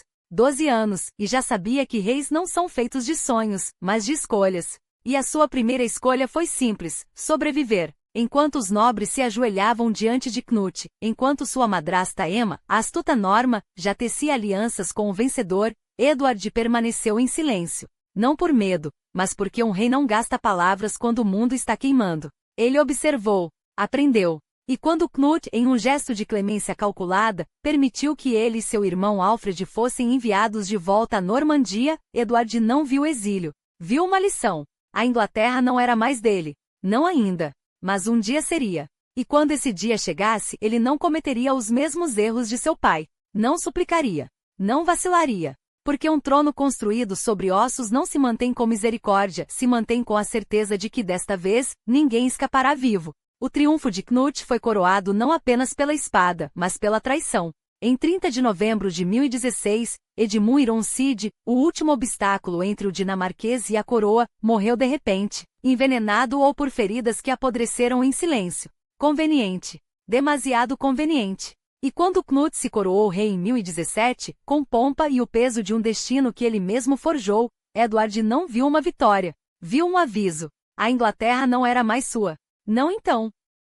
Exilado novamente desta vez por escolha, ele voltou à Normandia não como um fugitivo, mas como um homem que entendia o jogo. Sabia que a paciência é a arma dos reis que ainda não têm coroas. Enquanto isso, sua própria mãe Emma, a mulher que o havia abandonado ao primeiro sopro de vento dinamarquês, voltava a Londres não como uma viúva enlutada, mas como uma noiva ávida. Casou-se com Knut em julho de 1017, trocando o luto por sedas e o orgulho por um lugar ao lado do trono que já fora de seu marido. A Elfifu de Northampton, a amante de Knut, pode ter lhe dado filhos, Harold Pé de Lebre, esse bastardo ambicioso, e Artaknut, o herdeiro legítimo, mas Emma lhe deu legitimidade. E pior, lhe deu um sorriso enquanto faziam isso. Edward assistiu de longe. Aprendeu outra lição.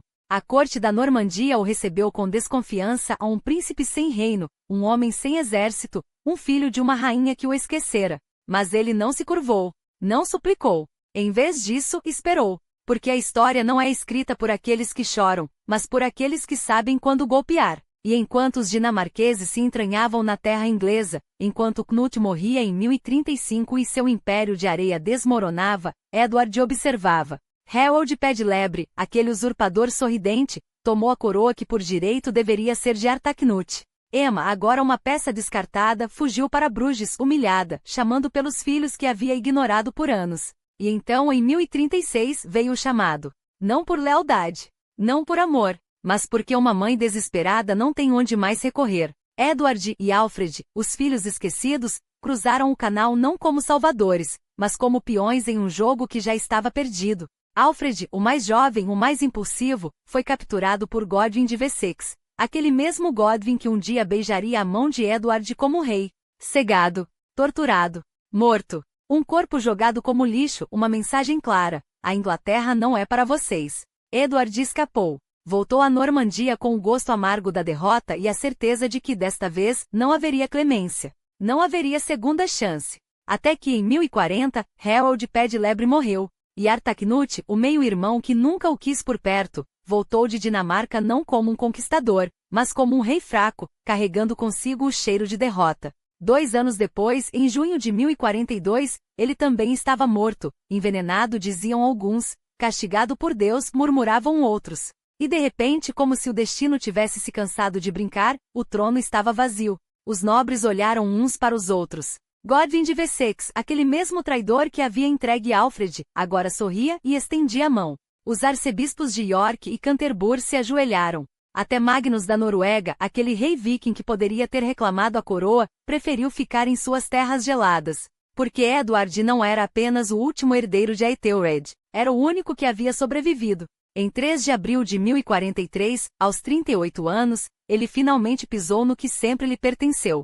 A coroa foi colocada em sua cabeça não por direito divino, mas por uma verdade muito mais cruel: ele era o último homem em pé. E desta vez não haveria misericórdia.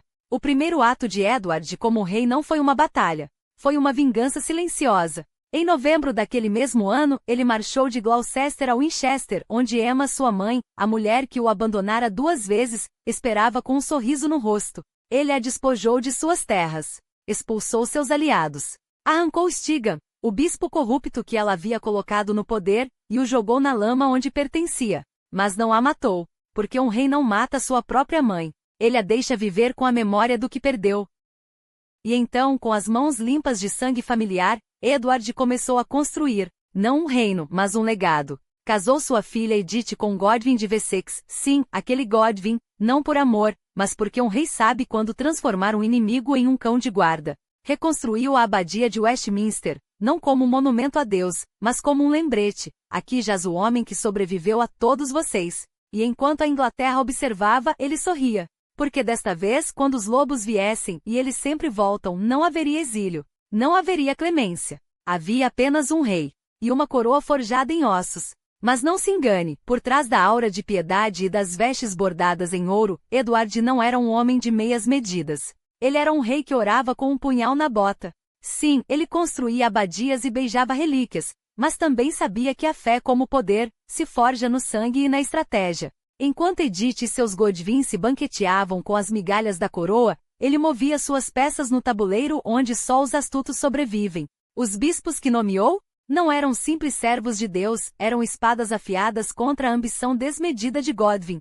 Robert de Jumieges em Canterbury, um homem leal a ele não aos condes de Wessex. E quando Aethelic, o candidato de Godwin, tentou se sentar no trono de São Agostinho, Edward o esmagou com um sorriso e uma bula papal. A igreja não é um feudo, meu caro. É um reino dentro do reino, e este reino é meu. E quanto aos vikings? A eles ainda uivavam além do mar, mas Edward não era mais o príncipe exilado que tremia nas cortes estrangeiras.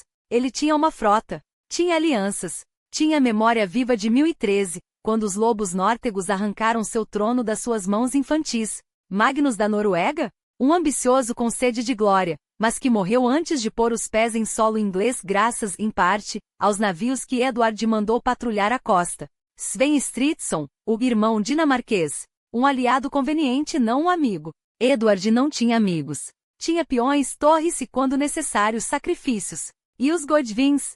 Ah, eles pensavam que o tinham domesticado. Que Edith, com seus sorrisos de rainha e suas doações piedosas, era a verdadeira mão behind the throne. Mas Edward deixava que acreditassem nisso. Deixava que Sven se enchesse de orgulho com seu condado, que Harold sonhasse com mais terras, que a família inteira se sentisse segura. Porque um rei que mostra todas as suas cartas antes da última rodada é um rei que já perdeu. Ele sabia que a paciência é a arma mais afiada. E enquanto eles festavam em Abingdon, enquanto Edith distribuía vilas como esmolas, enquanto os irmãos Godwin se gabavam de seu poder, Edward observava. Esperava. Porque um dia, e esse dia chegaria, os lobos voltariam a uivar. E desta vez não seria o exílio que os esperava. Seriam as lâminas. Mas a história não se escreve apenas com exílios e promessas ao vento. Enquanto os Godwin lambiam suas feridas em terras estrangeiras, Edward movia suas peças com a precisão de um mestre do xadrez. Não por acaso foi em 1051 que o rei decidiu fortalecer os laços com um homem que um dia poderia ser seu herdeiro, ou seu algoz. William, o bastardo de Normandia, não era apenas um aliado de conveniência. Era um homem forjado na mesma escola de traições e lealdades que Edward conhecia bem. Os dois se entendiam sem palavras, ambos sabiam o que era ser um estrangeiro em sua própria terra, ambos carregavam cicatrizes de batalhas políticas que nunca terminavam. E quando Robert de Jumieges, aquele lobo disfarçado de pastor, cruzou o canal para levar ao duque a promessa de um reino, não foi por acaso que William acreditou. Um rei sem herdeiros é um rei com medos, e Edward, em sua sabedoria silenciosa, soube plantar essa semente no coração ambicioso do normando. Enquanto isso, a Inglaterra ardia em pequenas chamas. Eustace de Boulogne, aquele incômodo parente que cheirava a traição, não precisou de muito para acender a mecha. Um encontro em Gloucester, um olhar trocado entre o conde e o arcebispo, e de repente, as acusações contra Godwin ganharam forma: desobediência, conspiração, sangue derramado. O velho lobo de Wessex sabia que aquelas palavras eram facas, e que Edward as empunhava com mestria. Quando as tropas de Leofric e Sivard marcharam ao lado do rei, quando Ralph de Mantes ergueu sua espada, Godwin entendeu: desta vez, não haveria negociação, não haveria perdão. E então veio o colapso. Não com estrondo, mas com o silenciamento de um homem que, pela primeira vez, viu suas próprias sombras o abandonarem. Os homens de Southwark não lutaram. Os vassalos de Beverstone não resistiram. Até Sven, aquele filho amaldiçoado, teve que dobrar os joelhos e entregar um de seus próprios como garantia, um sacrifício inútil, porque Edward já havia decidido: a casa Godwin seria arrasada. Quando o mensageiro chegou com a sentença, justiça pela morte de Alfred, exílio ou a espada, Godwin não teve escolha. Partiu como um rei deposto, rumo aos braços de Baldwin de Flandres, aquele mesmo que abrigara seus inimigos e agora o recebia com sorrisos falsos. E Edith? Edith pagou o preço da lealdade. Uma rainha não é nada sem seu povo. E quando o marido a encerrou entre as paredes frias de um convento, não foi por crueldade, foi por estratégia. Uma mulher da casa Godwin no trono era uma ameaça. Uma mulher da casa Godwin esquecida nos corredores de uma abadia era apenas mais uma sombra. Edward, então, fez o que sempre soube fazer melhor: recompensou os fiéis. Ralph de Mantes, aquele normando de sangue real, recebeu terras que antes pertenciam aos traidores. Os homens de Leofric e Sivard foram agraciados com títulos e ouro. E enquanto a corte festejava a paz conquistada, o rei olhava para o horizonte, onde as velas normandas já se preparavam para cruzar o mar, porque uma promessa a William não era apenas uma promessa, era um aviso. E quando os lobos voltassem desta vez, não seria com uivos. Seriam com dentes à mostra. Enquanto Godwin acampava às margens do Tâmisa com suas velas negras estendendo-se como garras sobre a água, o rei Edward observava do alto das torres de Londres. Não era apenas um exército que se reunia do outro lado do rio. Era um desafio lançado aos pés do trono. E os homens que deveriam estar ao seu lado? Uns fugiram como ratos de um navio afundando, outros permaneceram, mas com os punhos cerrados e os olhos baixos, calculando o custo de sua lealdade. O arcebispo Robert de Jumieges, aquele lobo em vestes de cordeiro, foi o primeiro a abandonar o barco. Não por covardia, mas porque sabia que quando os Godwins avançassem, não haveria missa que pudesse salvar sua cabeça. Os demais? Leofric de Mércia, velho como uma raposa, permaneceu onde estava, mas sem mover um dedo. Sivard de Northumbria, o leão do norte, também não ergueu sua espada, preferiu observar, como um caçador que espera a presa se cansar antes de atacar. Edward, sozinho em sua fortaleza de pedra, sentiu o gosto amargo da traição. Não pela primeira vez. E então, veio o dia 15 de setembro de 1052. O conselho fora dos muros de Londres não era uma negociação. Era uma rendição disfarçada. Godwin, com a voz suave como seda envenenada, jurou sobre os santos que nunca traíra o rei, que as acusações eram mentiras, que sua honra era pura como a neve do inverno. E Edward, com os dentes tão apertados que doíam, ouviu. Porque o que mais poderia fazer? Seus exércitos se desintegraram como areia entre os dedos. Seus aliados, ou mortos, ou vendidos. Restava-lhe apenas uma escolha: engolir o orgulho ou perder a coroa. Assim, Edith voltou ao lado do marido, seu sorriso mais afiado que qualquer espada. Os Godwins recuperaram suas terras, seus títulos, sua honra, enquanto os corpos daqueles que os desafiaram apodreciam no chão. Sven, o filho mais velho, morreu em peregrinação, como se Deus mesmo tivesse chamado para responder por seus pecados. Godwin, o patriarca, caiu em abril do ano seguinte, como um carvalho podre que finalmente desaba. Mas a sombra que deixaram, essa permaneceu. Harold, o filho mais astuto, herdou Wessex. Tostig, o ambicioso, ganhou Northumbria, um presente envenenado, como todos saberiam mais tarde. JYRTH e Leofwine, os mais jovens, receberam East Anglia e Kent. E assim, peça por peça, os Godwins teceram sua teia sobre a Inglaterra. Edward, o confessor, assistiu a tudo. Não com raiva, mas com um cálculo frio. Se não podia quebrá-los, que os usasse. Afinal, um rei não precisa de amigos, apenas de peões que saibam seu lugar. E os Godwins, em sua ganância, não perceberam que estavam sendo manobrados. Enquanto Harold e Tostig disputavam terras e glória, enquanto JYRTH e Leofwine consolidavam seu poder, Edward se retirava. Deixou as batalhas para eles. Deixou que sujassem as mãos com sangue galês, que quebrassem os ossos dos rebeldes. Em 1054 foi Sigvard quem marchou sobre a Escócia, esmagando Macbeth em Pertyr e coroando Malcolm Camore, um fantoche útil. Em 1055, quando Gruffudd ap Llywelyn, o lobo de Gales, ousou roubar terras da coroa, quem Edward enviou? Harold. Sempre Harold. E o plano funcionou. Por uma década, a Inglaterra conheceu uma paz envenenada. Os Godwins acreditavam estar no controle. Os nobres, divididos e desconfiados, não ousavam se mover. Edward, enquanto isso, caçava em seus bosques, rezava em suas abadias e sorria, porque sabia. Sabia que lobos como os Godwins não se contentam com migalhas. Sabia que mais cedo ou mais tarde, a fome os faria voltar os dentes uns contra os outros. Até que em 1065 o sistema começou a rangir. E quando rachou, não foi com o estalo e foi com o rugido. O reino que Edward tanto protegeu estava prestes a se desintegrar. E ele, o último dos reis saxões, assistia a tudo de seu leito de morte, enquanto as sombras da traição e da ambição se esticavam como garras sobre a Inglaterra. Porque 1065 não foi apenas o ano em que Northumbria se rebelou contra Tostig, foi o ano em que as alianças apodreceram. Harold, o astuto, o leal, hesitou quando o rei o chamou. Hesitou porque sabia, se apoiasse o irmão, perderia o norte, se apoiasse os rebeldes, perderia a confiança de Edward. E assim como um jogador que sacrifica um peão para salvar a rainha, Harold deixou Tostig partir. Exilado, humilhado, com a amargura de um homem traído pela própria carne. O rei, que amava Tostig como a um irmão, sentiu o golpe como uma adaga no peito. Dizem que chorou. Dizem que naquela noite sua febre piorou. Mas a Inglaterra não esperava por lutos. Enquanto Edward definhava, os nobres se mexiam como lobos farejando sangue. A questão da sucessão, adormecida por anos, acordou com um rugido.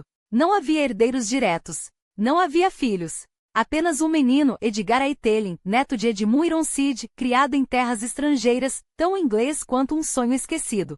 E então havia ele, Guilherme, o bastardo de Normandia, que há anos sussurrava promessas nos ouvidos de Edward, que jurava ter um direito divino ao trono. Um direito selado, segundo os normandos, por um juramento de Harold em solo francês. Aquele juramento. Ou aquela mentira. Os cronistas normandos juram que Harold cruzou o canal, foi capturado por Guy de Ponthieu, e só foi libertado quando Guilherme interveio, para então arrastá-lo a uma cerimônia onde, sobre relíquias sagradas, o inglês teria ajoelhado e prometido lealdade. Os saxões, é claro, cospem ao ouvir isso. Juram que foi um mal-entendido, um gesto de cortesia forçado, uma armadilha de palavras. Mas a verdade? A verdade é que em 1066 pouco importava. O que importava era que Edward, em seus delírios febris, tinha uma escolha a fazer. E quando a morte bateu à sua porta, ele escolheu. Não o menino Edgar, frágil e desconhecido. Não o normando Guilherme, ambicioso e distante. Mas Harold. Harold Godwinson. O homem que o traíra com Tostig. O homem que talvez tivesse traído também a Guilherme. O homem que, acima de tudo, podia segurar a Inglaterra. E assim, no dia 5 de janeiro de 1066, enquanto a neve cobria Londres como um sudário, Edward o Confessor expirou. Seu último suspiro foi um legado e uma maldição. Porque ao passar a coroa para Harold, ele não apenas ignorou os direitos de sangue e os juramentos feitos. Ele acendeu a mecha de uma guerra. Na manhã seguinte, enquanto o corpo do rei era levado em procissão solene para Westminster, Os sinos dobravam não apenas por um morto, mas por um mundo que estava prestes a desabar. Os nobres se ajoelhavam, mas seus olhos brilhavam com cálculos. Harold, já coroado, sentia o peso da traição como uma armadura envenenada. E em algum lugar além do mar, Guilherme, o conquistador, sorria ao receber a notícia. Porque agora ele tinha sua causa bela. E a Inglaterra? A Inglaterra, mais uma vez, seria o campo de batalha. Mas enquanto os sinos ainda ecoavam o luto por um rei, algo estranho começou a acontecer. Os que haviam chorado por Eduardo, o morto, agora sentiam-se inexplicavelmente aliviados ao passar por seu túmulo. Era como se o ar ao redor de seus restos fosse carregado de uma paz que curava não apenas o corpo, mas a própria alma atormentada da nação. E assim, sem que ninguém esperasse, o falecido monarca começou a ser amado não como um governante, mas como um intercessor divino. As histórias surgiram como sementes em terra fértil. Primeiro, sussurros sobre milagres, aqueles toques sutis do sobrenatural que só os desesperados reconhecem. Uma jovem com o pescoço inchado pela doença, desfigurada pela dor, aproximou-se do túmulo. Sua mão trêmula roçou a pedra fria e, ó maravilha, as glândulas purulentas secaram como uvas ao sol. A notícia se espalhou como fogo em palha seca. O rei toca os doentes mesmo depois da morte. E quem, em uma era de pragas e fome, não desejaria acreditar que um morto poderia salvar os vivos? Mas foi em 1102 que o destino de Eduardo tomou um rumo irrevogável. Gilbert Crispin, abade de Westminster, não resistiu à tentação de desenterrar o passado. Com Gundulf, o piedoso bispo de Rochester, ele abriu a tumba real, e o que encontraram não era um cadáver apodrecido, mas um corpo incorrupto, como se o tempo tivesse poupado aquele que já pertencia aos céus. Os relatos de Osbert de Clare, monge cronista, foram além da devoção. Ele não foi apenas um rei, mas um homem tocado por Deus. Escreveu antes de 1138, com uma convicção que contagiou até os mais céticos. Até a própria realeza inglesa, sempre pragmática, curvou-se à ideia. Afinal, que melhor aliado do que um santo que já havia sido rei? A primeira tentativa de canonização, no final do século XI, fracassou. O Papa Inocêncio II, homem de cálculos políticos, não viu prova suficiente. Mas a fé não se curva a decretos. Em 1160, o abade Lawrence de Westminster, com o peso do rei Henrique II atrás de si, reabriu o caso. Desta vez, não eram apenas lendas. Havia testemunhos jurados, relatos de curas impossíveis, a palavra de Osbert gravada em pergaminho como prova irrefutável. E quando o Papa Alexandre III leu aqueles documentos, algo nele estremeceu. Não era apenas a lógica que falava, mas a necessidade de um símbolo em tempos de caos. Em 7 de fevereiro de 1161, a bula papal selou o destino. Eduardo, o confessor, era agora santo. Não um mártir. Ele não derramara sangue por Cristo, mas um confessor da fé, aquele que viverá em santidade até o último suspiro. A Inglaterra então teve seu protetor celestial.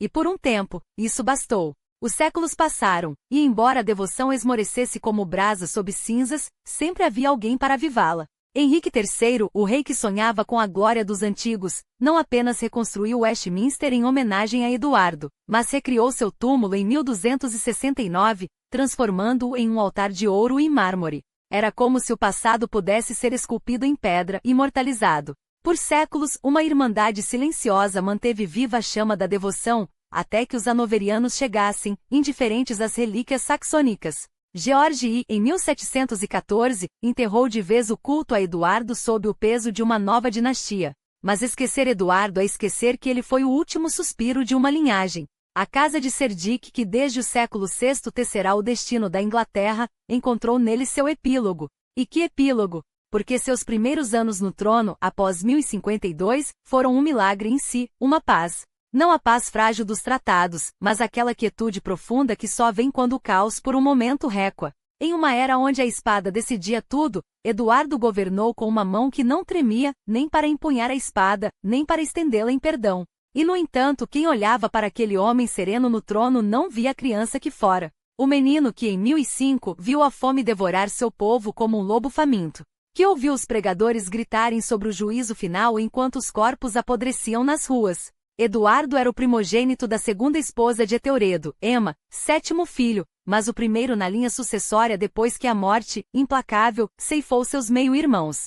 O destino o marcará desde cedo, aos 11 anos, já sabia que a coroa era uma armadilha. E quando Knut, o dinamarquês, esmagou Edmund Ironside em 1016, Eduardo aprendeu outra lição. Sobreviver era um talento mais raro que governar. Sua mãe Emma fez o que qualquer rainha faria, escolheu um novo rei. Knut tornou-se seu marido e Eduardo, um refém dourado na corte normanda. Exílio? Talvez, mas também uma bênção. Porque foi em Rouen, longe dos facões ingleses, que o jovem príncipe aprendeu o que nenhum tutor poderia ensinar, como ser um homem em um mundo de lobos. A corte normanda era um jogo de xadrez onde cada peça sorria enquanto afiava as garras. Eduardo observou, aprendeu. E quando voltou, não era mais um menino assustado. Era um estadista com a paciência de um caçador e a astúcia de um diplomata. Até que Knut morreu. E o inferno se abriu. Harold Pé de Lebre e Artacnut, seus meio-irmãos, rasgaram a Inglaterra em dois. Eduardo mais uma vez foi jogado na fogueira. Em 1036, tentou reclamar seu direito, e perdeu tudo. Alfred, seu irmão, foi cegado e morto por ordem de Godwin de Wessex. O mesmo homem que anos depois, ajoelhou-se diante de Eduardo para oferecer-lhe a coroa. A traição tem um gosto amargo, mas a vingança, quando servida fria, é um banquete. E quando Artacnut morreu em 1042, depois de apenas 3 meses de reinado, foi Godwin, o mesmo Godwin, que estendeu a mão a Eduardo e disse, agora, é sua vez.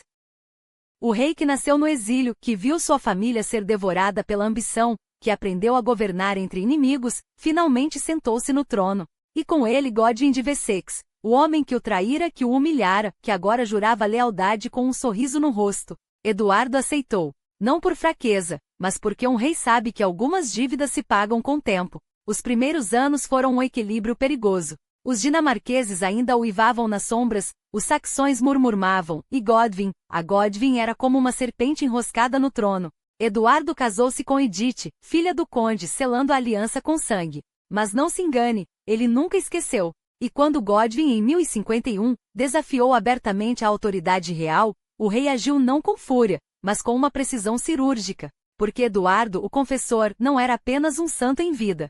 Era um mestre do jogo. E então veio Eustácio de Bolonha, aquele conde de sorriso afiado e ambições ainda mais afiadas, casado com a própria irmã de Eduardo, Godifrú. Um homem que, como todos os outros, subestimou o rei. Em 1051, quando pisou na corte inglesa, trouxe consigo não apenas sua comitiva, mas a arrogância de quem acreditava que o trono de Eduardo era um banco vazio à espera de um dono. Que erro! Porque o que ele viu não foi a fraqueza de um homem doente, mas a frieza calculada de um estrategista que já havia aprendido a jogar com as vidas alheias como peças de taflu. O incidente foi um espetáculo de hipocrisia cortês. Eduardo e Godwin, o velho lobo, frente a frente, cada um medindo o peso de suas alianças. O rei poderia ter esmagado o conde ali mesmo, com todo o peso da coroa e da lei. Mas não. Ele escolheu ceder. Não por fraqueza, mas porque um rei sábio sabe que algumas batalhas se ganham perdendo. Perdoou Godwin, ou fingiu perdoar, enquanto a roda da fortuna já girava a seu favor. A morte de Sven, o filho rebelde, pouco depois foi um presente dos deuses. E quando Godwin, o intocável, caiu fulminado em 1053, quem poderia chamar isso de coincidência? Eduardo, com suas orações e seu rosário, observava, esperava. E quando a poeira baixou, estendeu a mão não para esmagar os filhos do conde, mas para abraçá-los, especialmente Harold, aquele jovem de olhar penetrante e ambição queimando sob a pele. Ah, Harold, o favorito, o irmão que Eduardo nunca teve. A ele confiou as fronteiras contra os galeses e os escoceses, a ele deu terras, títulos, a ilusão de que eram aliados. E por uma década o reino floresceu. Uma paz tão doce que quase faz esquecer o gosto amargo da traição. Porque Eduardo, o confessor, não construía impérios com espadas, ele os tecia com promessas. E quando Torcid, o outro filho de Godwin, foi expulsado de Nortúmbria por seus próprios homens, quem você acha que Harold apoiou? Não o irmão de sangue, mas os rebeldes. E Eduardo? O rei, que já sentia o peso da morte em seus ossos, foi obrigado a escolher. Exilou Tostig. Que ironia! O homem que passará a vida equilibrando lealdades agora via seus próprios aliados se voltarem contra si. Mas a doença não perdoa nem reis. Em dezembro de 1065, Eduardo já não tinha forças nem para se arrastar até a consagração da sua própria abadia em Westminster. Deitado em Gloucester, entre febres e visões, ele sabia, o tempo havia se esgotado. E então veio a pergunta que definiria tudo: quem herdaria a Inglaterra? Os normandos juram que em 1051, ele prometeu o trono a Guilherme, o bastardo. Os ingleses sussurram que em 1064 enviou Harold à Normandia não como embaixador, mas como refém de uma promessa. E no leito de morte? Ah, as palavras de um homem à beira do além são tão maleáveis quanto cera quente. Alguns dizem que apontou para Harold. Outros que seu último suspiro foi um nome normando. O que sabemos é isto: no dia seguinte ao enterro de Eduardo, Harold coroou-se rei. E em outubro daquele mesmo ano seu corpo jazia desfigurado em Hastings, enquanto Guilherme, o Conquistador, pisava em solo inglês como se fosse seu por direito. A história, ela pertence aos vencedores. E os vencedores, meu caro, sempre têm as melhores histórias para contar. Então me diga, Eduardo, o confessor, santo ou mestre da manipulação? Um homem que sobreviveu por fé ou por sorte? Porque quando se olha para o seu reinado, uma pergunta persiste, incômoda como uma farpa sob a pele. Quantos dos seus inimigos morreram, convenientemente? E você, se estivesse no lugar dele, teria feito diferente?